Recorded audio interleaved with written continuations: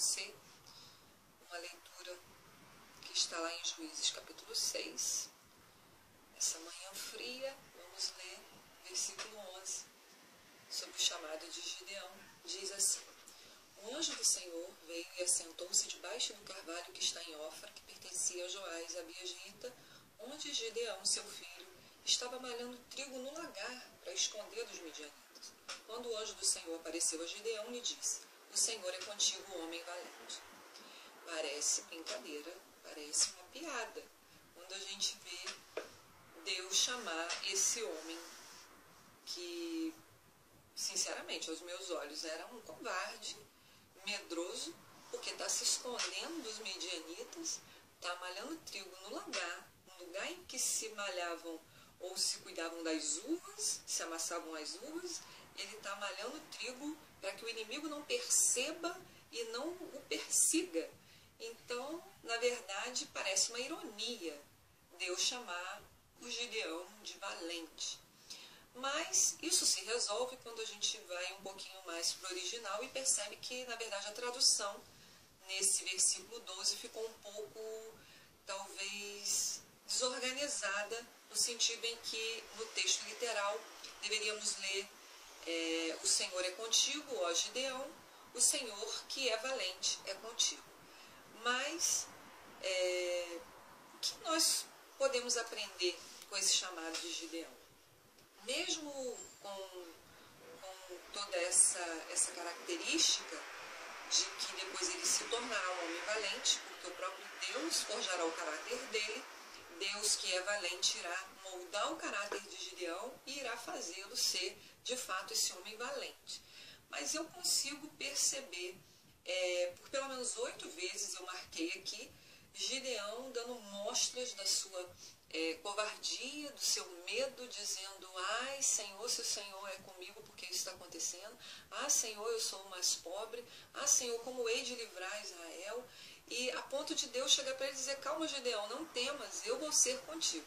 Então por várias vezes eu percebo que fragilidade no caráter de Gideão, como ele é humano, como ele é medroso, como ele é realista. Ele tinha nada para lutar. E havia um grande inimigo, os midianitas eram bem preparados para a guerra, e ele é totalmente humano. Mas, de fato, o que me chama a atenção é essa questão de Deus chamar pessoas comuns, Deus usar gente comum para coisas extraordinárias. Gideão é um exemplo disso. Gideão, um homem totalmente medroso, é levantado por Deus, uma pessoa comum, para enfrentar um grande povo, um grande inimigo. Deus usa gente comum. Deus usa histórias comuns, histórias que talvez se tivesse escrito a Bíblia, eu iria omitir alguns fatos aqui que eu acharia escabrosos, né? Alguns fatos eu não colocaria aqui. Eu iria talvez dar um jeitinho de não expor muito a nossa personagem principal, iria talvez omitir alguns deslizes, mas o que me encanta na Bíblia, na palavra de Deus, é que Deus trata tudo com muita clareza, com muita verdade, e esse chamado de Gideão é uma prova da realidade da vida. Deus chama a pessoa comum, Deus usa pessoas comuns para eventos extraordinários, para fatos que vão mudar toda a história da humanidade. Agora, não me é oculto também, a partir do versículo 24, 25, o mesmo Deus que chama pessoas comuns também impõe para Gideão um posicionamento. Quando a gente vê aqui no versículo 24, diz aqui que Gideão edificou ao Senhor um altar e lhe chamou o Senhor é paz. Naquela mesma noite o Senhor lhe disse: toma o boi do teu pai, o segundo boi de 7 anos, e derruba o altar de Baal, que é do teu pai, e corta o poste ídolo que está ao pé dele. Olha que interessante. Da mesma forma que Deus chama pessoas comuns para fatos extraordinários, Deus também não faz vista grossa a alguns tipos de posicionamentos que nós devemos ter diante dele. Quando eu percebo aqui o chamado de Gideão, Gideão foi chamado por Deus para ser juiz de Israel, Gideão foi incumbido por Deus de limpar a nação de Israel. Mas olha que interessante, antes de Gideão sair e tomar a nação de Israel e limpar e fazer uma mudança, né? Fazer ali uma limpeza, no sentido em que Israel precisava ser tratado por Deus e Gideão seria um instrumento usado para isso.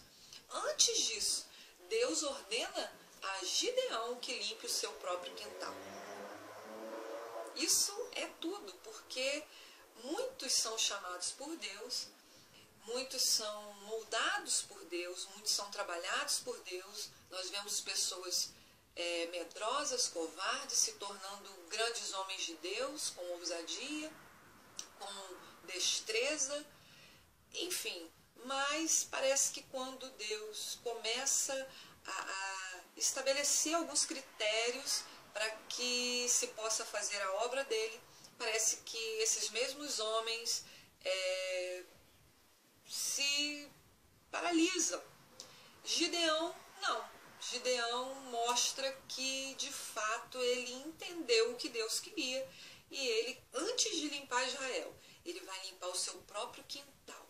Ele vai pegar um boi, ele vai pegar o altar, vai derrubar, ele vai oferecer um sacrifício ao Senhor. Ou seja, ele vai coordenar uma limpeza aonde ele sabia que deveria ser feita. Então eu aprendo, querido, nessa manhã, que você pode ser chamado por Deus, você pode estar sendo moldado por Deus, mas há quintais nas nossas vidas que nós precisamos limpar. Se queremos ser usados por Deus contra grandes inimigos, precisamos começar uma limpeza dentro da nossa casa, dentro do nosso próprio quintal. É a partir do nosso quintal que será feita o início do grande agir de Deus, ou daquilo que Deus quer começar a fazer através de nós, na vida de outras pessoas. Então eu te convido nessa manhã a entender que Deus usa pessoas comuns, não importa qual o teu ponto fraco. O do Gideão era covardia, daí porque depois Deus o chama de valente, ou ele se apresenta a Gideão como o Senhor que é valente, né?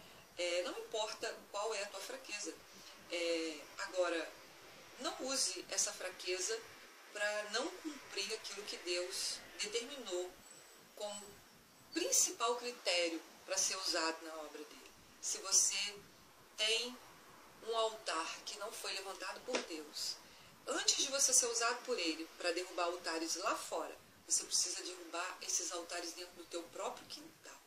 A limpeza começa dentro de nós, a partir de nós, dentro da nossa casa, dentro da nossa família, na estrutura que nós temos, para depois sermos usados por Deus em outros lugares.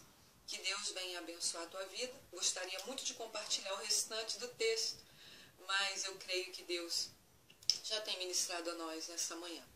Que Deus te abençoe, em nome de Jesus.